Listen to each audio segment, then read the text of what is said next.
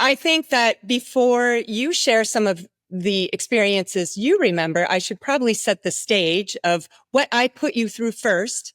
And everyone would think that because I know so much about nutrition, I have over 25 years of clinical experience, and you'd think, okay, she knows everything about food and her kids must eat perfect. Uh, didn't know much about the microbiome when you were born, and that's for sure. And my gut health was not exactly great because of my history. And then even at the time I was pregnant, we always thought that really high fiber, whole grain foods were great. And fiber is good, but I'd eat a lot of pastas and breads and cereals versus whole plant foods, even though I'd have fruits and vegetables with that. But really not understanding that maybe that wasn't always the best choice when they were processed. And I recall when you were born, you had colic within a month. You would not latch on breastfeeding. And wouldn't you know, I did my graduate thesis on breastfeeding, the benefits of breastfeeding. And my first child will not latch on. I had 7 to 8 lactation consultants at my house trying to help me. I felt like a complete failure. I had to supplement your feeding because I just wasn't pumping enough for you. Lots of details there, but just felt like a failure from the start. I'm sorry I gave you so much trouble. It was not what I thought motherhood would be. And so, but I loved you just the same. It's the labor of love, I call it. And, yeah, so you had colic and thrush, which I recognized thrush years later, like, oh my gosh, she had a white tongue. Look at the pictures when I look back. And, all of those struggles, they look in the research now and they say, well, that's related to a gut imbalance. So I didn't know then what I know now. So that was even in the first month. And then also by 3 months old, you had such a bad cold, and I took you into the doctor, and they see your inner ears are red and inflamed. They're already prescribing an antibiotic. So you see your baby in pain. So of course I gave you an antibiotic only at 3 months. You told me that I got a lot of just ear infections growing up all through elementary school. Just many that all were treated with antibiotics. Yeah. I mean, even before elementary school, you were around 2, 4, you were in a preschool exposed to a lot of germs, which is good, but your immune system just didn't handle it as well. So Quinn, I know I have a lot to say about that, but I want to hear your perspective. Like, when did you feel that food was affecting you or that you had gut issues? Mm-hmm. I remember when I was younger, I do remember being sick a lot. I do remember having a few of those ear infections, but of course, I never thought to connect it to gut health issues. But then going into middle school, that was when I was really starting to notice, oh, I'm eating these dairy and gluten foods and I'm reacting a bit differently than my friends are. Because in middle school, that was when a lot of the social events were starting up and a lot of birthday parties and things where I was eating a lot of cake and pizza. And I just noticed that while others were comfortable eating those meals, I was experiencing a lot of discomfort. And I had a hard time moderating how much of that food I was eating. Right. So if I were to back up on that, like what threw your gut off, what was happening looking back and when I'm studying the microbiome is having those antibiotics. Like I said, they're hitting your gut really hard. So it kills your good and your bad bacteria.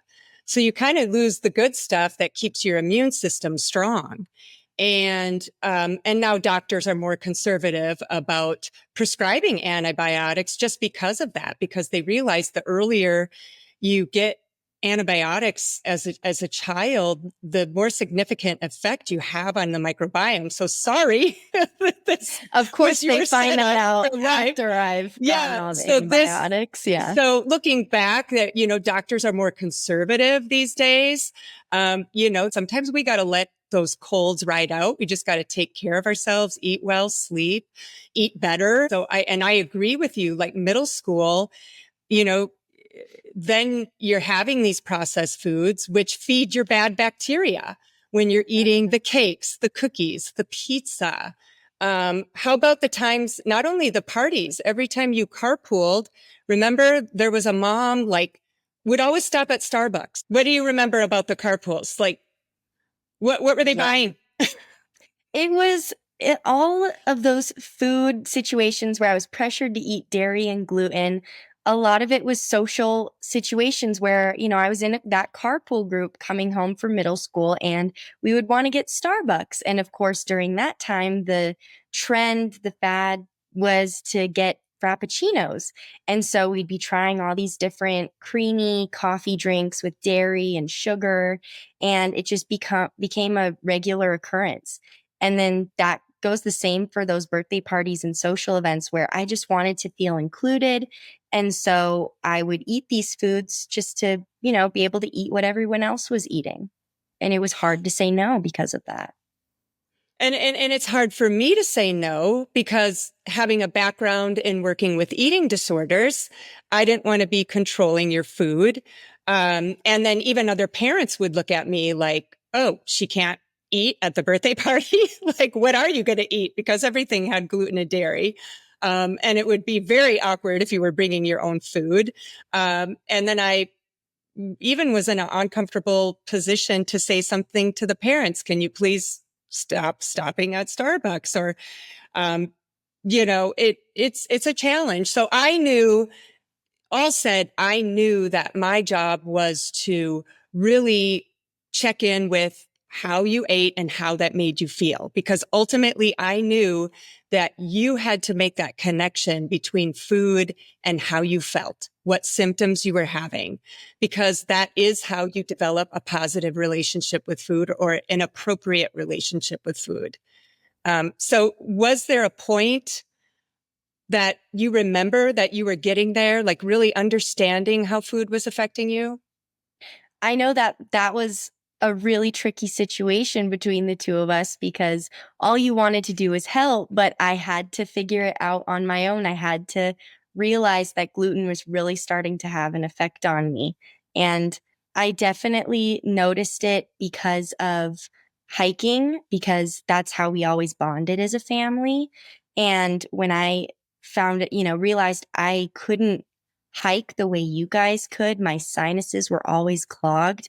That was a big breaking point for me. And then I did start seeing some visual symptoms show up as well, like my keratosis pilaris. I developed a really strong case of that, which is it appears as red bumps across my arms and my legs. So those were two really big factors that finally made me realize, okay, after going back and forth for so long, I really just need to decide to cut it out. And if I could back up on one thing, that surprises me that the hiking was your first time that you made that connection. My memory, if you remember, is our ski trip. I think I know this story. You want to tell it, what you recall?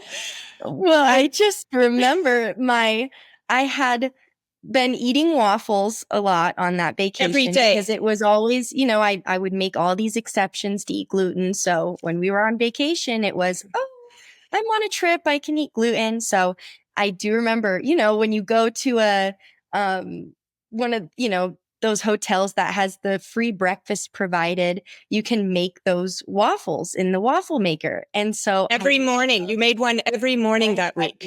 Every morning. And I remember driving back down from that high elevation. My sinuses were so bad that my ears were in excruciating pain. And I just remember like just yelling in the car, if this pain goes away, I swear I will never eat gluten again. I will never eat it again. And I ended up going to the ER to get, my tonsils taken care of because of that. And what did I have the next morning in recovery?